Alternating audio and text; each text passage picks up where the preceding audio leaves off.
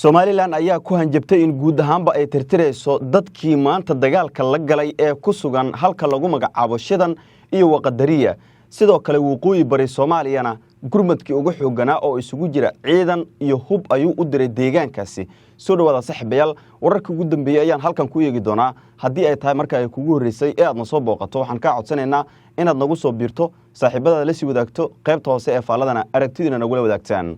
dagaal qaraar oo lagu hoobtay ayaa maanta ka dhacay deegaanka lagu magacaabo Waqadariya oo bariga gobolka Sanaag xiga kaas oo u dhaxeeyay laba beel oo markii hore la tilmaamay in xiisadoodu ay ka taagneed maalmihii la soo dhaafay deegaankaasi lagu magacaabo Waqadariya oo gobolka Sanaag markaasi kamid ah deegaanadaas oo xiga dhinaca xuduudda maamulada Somaliland iyo sidoo kale waqooyi bari ayay wararku sheegayaan in dagaalkan uu ka socday oo waliba in badan oo kamid ah ama saacado badan uu qaatay waxaana wararku ay sheegayaan in markii hore uu ka bilowday dad deegaanka ah oo la tilmaamay in ood wadaag ay ka ahaayeen laakiin waxa isu qoonsadeen aanan la ogeyn dagaalkoodana uu halkaasi ka bilowday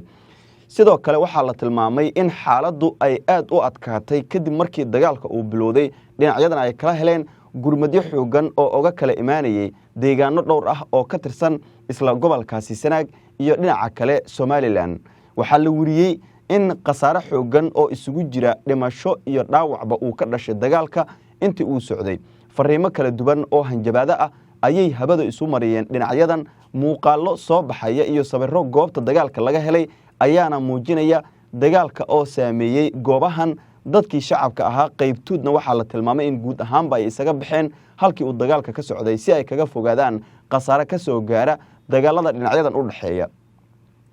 dhinaca waqooyi bari Soomaaliya waxaa la wariyay gaadiidkii ugu badnaa iyo hubkii ugu badnaa oo waliba military iyo sidoo kale booliis isugu jira iyo sidoo kale dad deegaanka ahba loo qaaday halka lagu magacaabo Waqadariya duleedkeedana caawa ilaa saacadihii la soo dhaafay ay ka socdeen dhaqdhaqaaq ciidan oo aad u xoogan waxa wararka aan helayno ay sheegayaan in xaaladdu ay ka sii dareyso oo marba marka ka sii dambaysa la warinayo in la maqlayo rasaas culus oo dhinacyada isweedarsanayaan dagaalkana mar kale laga cabsi qabo in markaasi fooda la isdaro waxaa la wariyay in dagaalkii dhacay uu sababay qasaare baaxad leh oo aan ilaa iyo hadda si rasmi ah warbaahinta loogu soo bandhigin maadaama uu ahaa mid aanan markaasi laga fiirsan sidoo kalena la filayn iyada oo waliba bil Ramadaan lagu jiro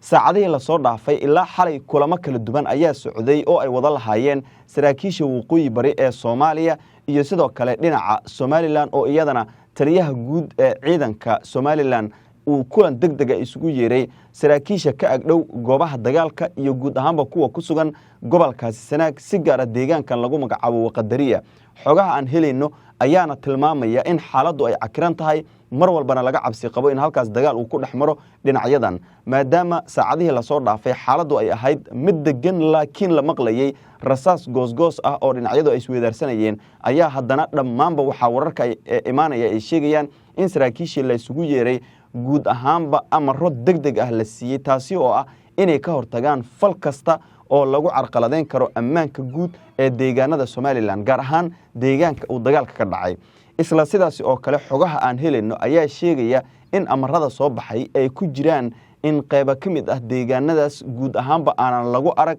qof shacab ah oo qori wata maadaama in badan oo kamid ah deegaanadaas ay ku soo noqnoqdeen shacabka qoryaha wata ee waliba dagaalka tooska kala hor imaanaya ciidamada Somaliland ee isugu jira military iyo police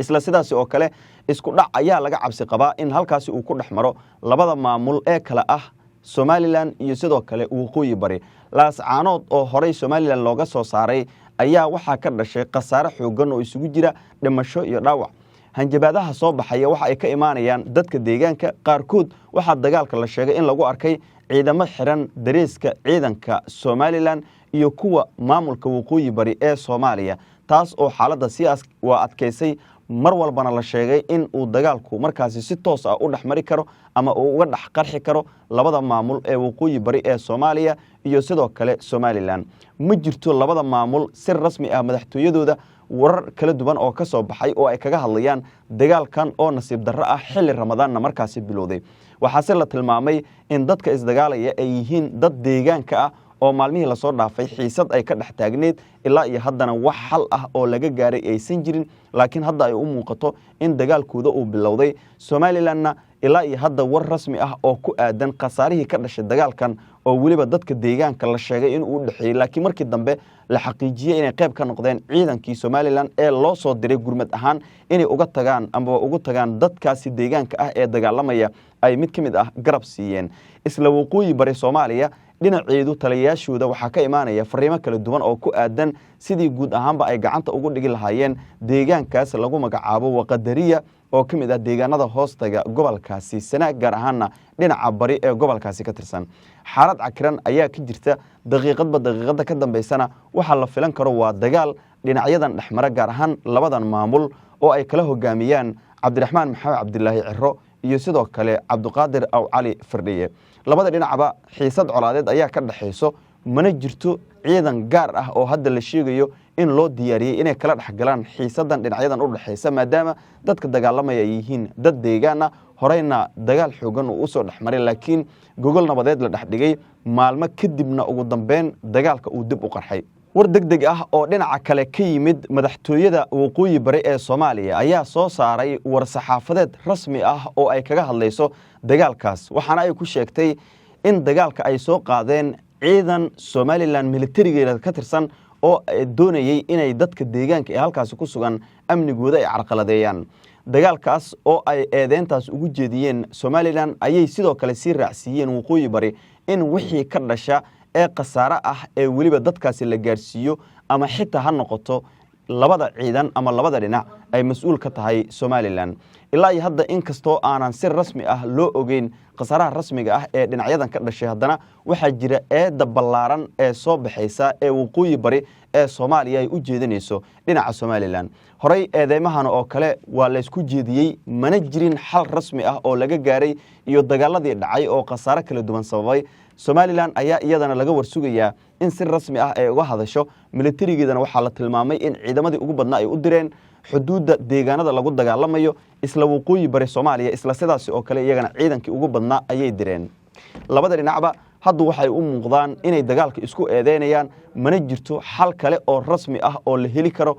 oo aanan ahayn inay wada firiistaan odayaasha labada dhinac ee dagaalamaya ee deegaankaas Waqadariya deegaan ahaan u wada degan marka laga reebo intaasi oo idilna waxa hadda muuqata in labada maamul xiisadii hore uga dhaxaysay ee dagaalkii Laascaanood ka soo bilowday 2023 dabayaaqadiisii ilaa iyo horaantii 2024 ilaa maamul rasmi ah looga aqoonsado waqooyi bari Soomaaliya xiisadoodu waa ay taagneed ilaa iyo haddana isla sidaasi oo kale madaxweyne Ciro iyo sidoo kale Cabdiqaadir Firdhiye oo labadan maamul kala hogaamiyeen madal kasta oo ay u istaagaan ama ay ka hadlaanna waxa ay hanjabaado ugu jeedinayaan dhinaca kale taas oo u muuqata inuusan dagaalka wali markaasi soo afjarmin xilli kastana labada dhinac ay dagaalami karaan wixii ku soo kordha barnaamijyadan wararkeena dambe ayaan idinkugu soo gudbin doonaa laakiin mid ka mid ah fariimihii ka yimid dadkii deegaanka ee halkaasi ku sugnaa bal aynu wada daabanno warsangeli waxaan leeyahay warsangeliyow qaybina cergaaba hurdi mayso ilaa hargeysa qaybina shidan iyo Waqdariya dagaal laga soo qaadi mayso laba mas'uul mid gala inaynu deebirta socodsiino iyo ina hadii bukuri geela daaqdin halka xabada ka riidaysa deedina qabsataan waxaan idin leeyahay cishada dalku dagaal uma baahna hadii waxaan kalifina ilmaade riyaalo dhalinyaradiina yacnihiina iyo hadii wax magaratadiina ee qabsada hadii dee abareedayna cergaaba sir ku hurdi maysan way siraynaay ilmaade noo bareeda assalaamu alaykum warahmatullaahi wabarakaatuh ilaa iyo laaskeenay iskaga timi Soomaa ilaa iyo laaskeenay iskaga timi dagaalku waxa maraya hadii bukuro yahay waqooyi bari baa maraysa hadii bukuro yahay gaadiidka maraya maraan saaka raacsanay calaamadii SSC khaatimo iyo waqooyi bari baa saaran waxaan leeyahay dawladda jamhuuriyadda Somaliland وأتيني ما كان يسكت دايو وكرقيق الله إياه وتجينا Somaliland وياه ما في Somaliland نقوة هاي وحصمين إنسان haddii aad ila dhamaadkina la soo gaartay nagu soo biir saaxiibada la sii wadaag muuqaalkan qaybta hoose ee faaladan ha ilaabin inaad aragtada nagu reebto